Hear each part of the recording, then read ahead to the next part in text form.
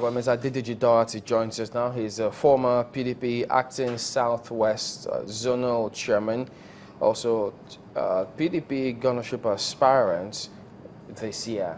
Thank you for coming on this morning. Thank you very much. What about this action by the former president where, I mean, we should even state here, yes, it said that he tore his membership card for the PDP. But from the film we saw how he held it in his hands, but of course people will interpret that having given it to somebody else to tour, he might have been in two minds as to whether or not he should do it himself or eventually somebody else did it for him. So, but what was your thought when you heard that story? Well, thank you very much. General Obasanjo has been a founding member of the People's Democratic Party. We live in weird times politically. And I will say, I'll take this opportunity to say that most politicians, whether APC or whichever party, my party, have failed Nigerians to a certain extent. The action, you leaving the party is not really a problem because a lot of us got into the party solely because Obasanjo was a member of that party.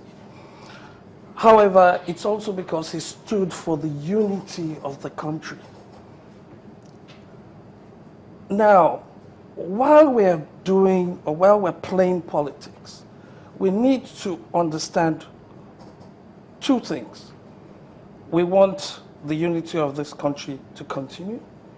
We also want to leave the unity and build a foundation for unity to those that are coming behind us. The action of tearing the People's Democratic Party membership, either by himself or by proxy, is very distasteful. It shows hate. It shows something that you don't want your child to see. Because that action alone runs down the spine of a lot of PDP members against his person. And General Olusegun Obasanjo is one person. Personally, I've met him many times. And I hope he's watching this now. Because I've done business with him even as far back as 1986, 87. That action alone, in the economic and the political situation and environment we see ourselves today, let's forget the issue of President Jonathan, forget the issue of the whole thing. It is not from him to do that kind of thing. If I may come You there. understand? I can't comprehend. Since yesterday, I haven't been able to sleep. I can't comprehend it. You said something earlier. You said you joined the PDP, or many of you joined the PDP because of President Obasanjo. Yeah. Because he represented unity. Yeah. Now, let's go back to, or let's look at what he said. Yeah. He's leaving the party to be a statesman. In other words, he's leaving the divisions that the parties have caused so that he can be a statesman and focus on the state. But isn't that him coming back to that place where he was focused on unifying the nation? If you remember, I've been a member of the party since 1999. I've never been to any other party. You understand? And what I try to pull out here is very simple. You understand? General Obasanjo is a Yoruba man. He's a man, I was in Sapele during the war. I had lice, I had ringworm all over my body and everything. So I've seen war. I've seen dogs eat human beings. I've traveled at night, midnight, as a child. And he knows the situation in the country right now that it's so tense. I've never seen politics played like this. as a statesman, which he should have done immediately he was out of presidency.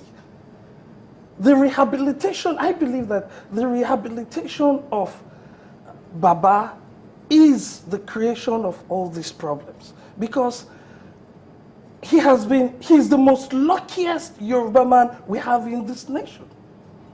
In the Yoruba nation, he's the luckiest. He's the one that has enjoyed all the things other Yorubas should have enjoyed. This man has enjoyed it. God has blessed him.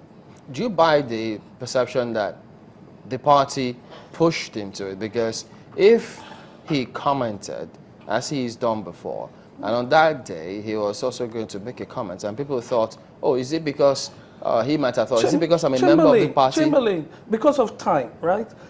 I want to clear this so that Nigerians can understand where I'm coming from. A lot of people know me.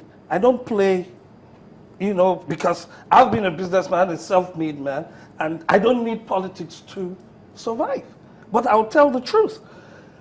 Obasanjo just coming into politics knows, in the mainstream politics, you have Abdul Salam, you have IBB, you have everybody. You understand? They have their respects wherever they go in the world. You understand? But when you come into mainstream politics, you are open to a barrage of insults. You are open to thuggery. You are open to things you normally wouldn't hear. Things your father didn't do, they will tell you in politics. You understand? So as a statesman, which I think is belated, him coming into, you understand, he threw all that away for no reason at all. He shouldn't have even joined PDP in the first place. He shouldn't. He should have, even if he was going to join, he should have just been in the background as a financier, as an advisor or something. You see, if you look at it from the beginning, right from, may his soul rest in peace, Yar'Adua's time, Obasanjo had started having problems. Immediately, he left government. He had problems with Yar'Adua. He had problems with Jonathan. You understand? Jonathan, yes. Look at Jonathan. Jonathan comes from the minority group in this country. Who are the minority? The minority are those that God has given the wealth of this country in the soil. They didn't put it there. God put it there. And we Yorubas and the Northerners, my northern brothers, we have ruled this country and taken part in the management of this country for donkey years. Everything that Jonathan has inherited is from, whether you call it mismanagement or misplaced priorities or PDP or anybody. At the end of the day, these are the minority group that we've been spending money that has been coming from their soil. We've been doing a lot of things in the north, especially in the north. If Obasanjo, if Jonathan, let's take it that Jonathan promised that he was going to do one term, and you are angry with him on this, isn't it for you to call him and say, Jonathan, look, this is what is happening. You promised that let us do this, let us do that. Okay, but my people are not, we've been impoverished for a long time. These people are not allowing it. But okay, he's spoken to him through his people, tried directly. It's not yielding any fruit. If you know the man Jonathan, you understand? It's not Jonathan. You understand? We've gotten to a point in Nigerians' history where it's make or break.